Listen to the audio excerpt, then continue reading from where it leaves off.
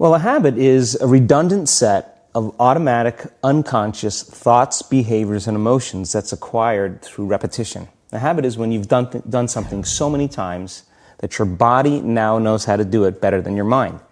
So if you think about it, people wake up in the morning, they begin to think about their problems. Those problems are circuits of memories in the brain. Each one of those memories are connected to people and things at certain times and places. And if the brain is a record of the past, the moment they start their day, they're already thinking in the past. Each one of those memories has an emotion. Emotions are the end product of past experiences.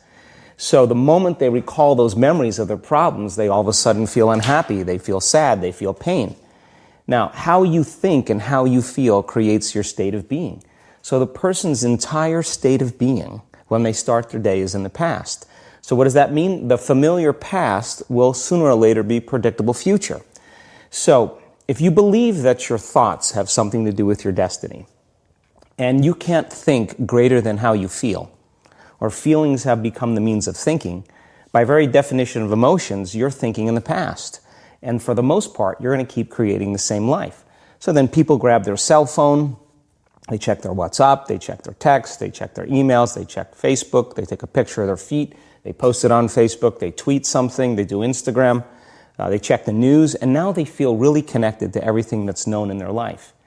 And then they go through a series of routine behaviors.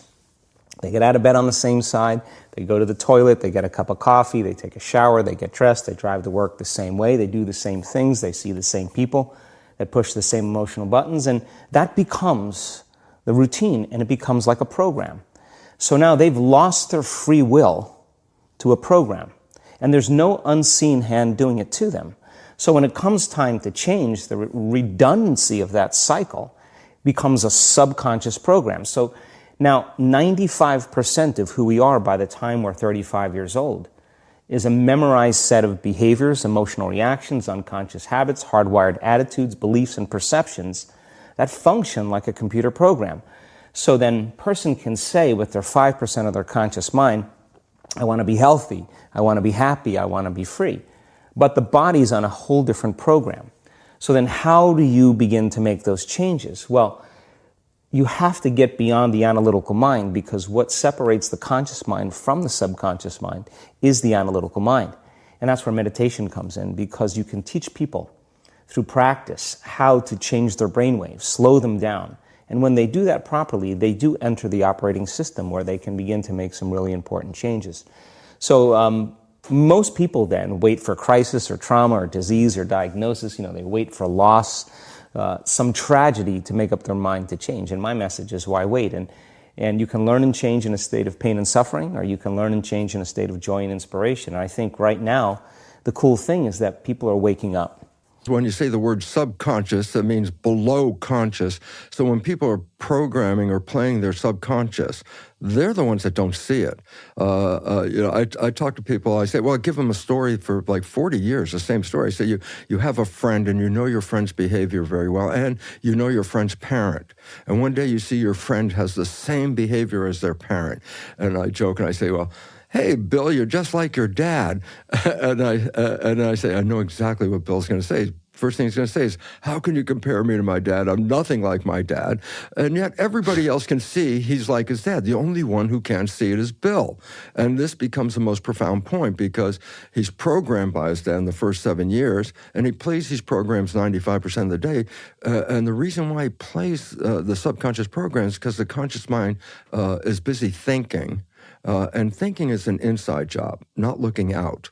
And I go, well, let's say I'm driving my car and I start thinking, and then my conscious is not looking out now. My conscious is thinking of something. I say, well, then who's driving the car? And I go, this is the most important point. The subconscious is autopilot. The moment the conscious is not paying any attention about something, subconscious sits in and starts driving the car according to the program. And that's where the issues come from. The subconscious programs were downloaded by observing other people. So when you're playing your subconscious, you're not playing you're playing your download, really. And you don't see it because you're thinking, but everybody else sees the response. And this is where the whole disconnect comes in. because people think, oh, I'm a happy, wonderful, loving person, and they have trouble out in the world, and they don't understand it, but what they're missing is you're not playing that happy, loving person except 5% of the day. 95% of our behavior is coming from below consciousness.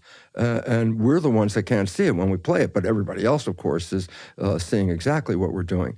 So the whole idea is, are you living the life you want, or are you living the life you've been programmed? And the answer, unfortunately, is most of us are living the life we've been programmed, and the programming comes from other people. So it's not our lives. Changing your subconscious mind starts with believing something else is possible for yourself. Our brains tend to filter out information that doesn't completely coincide with our beliefs. That's why it's important to start at your belief system when looking for change in your subconscious mind. If we believe we're truly worthy of our big goals, then we'll accept those into our belief system, and this will allow us to recognize opportunities as they come towards us.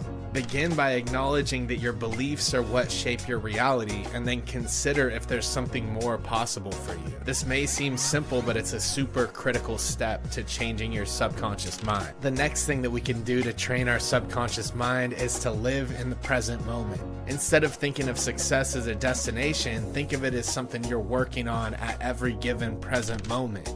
Make sure that if you're working with affirmations, to speak in the present tense and in the first person. The next thing we can do to shape our subconscious mind is to truly believe we are worthy of success and happiness.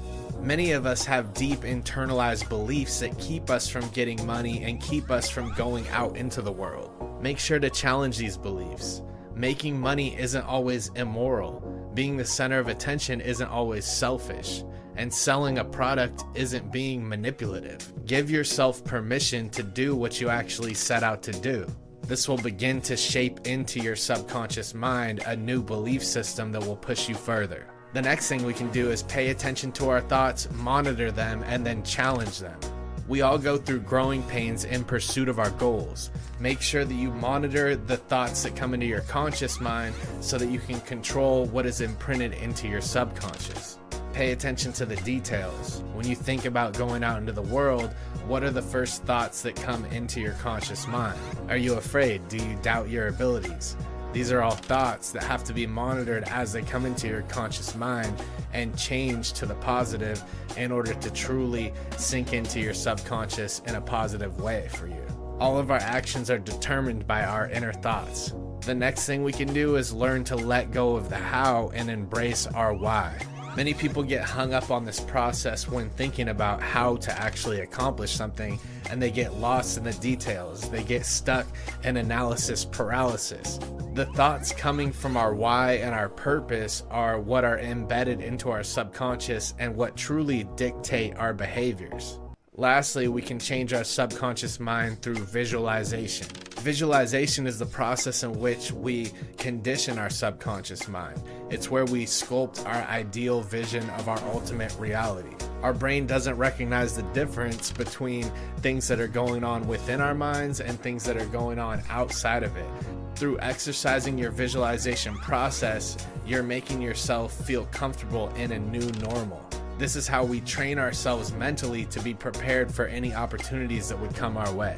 Visualization is also how we can improve our self-image of ourselves and grow the confidence necessary to go out into the world and keep winning.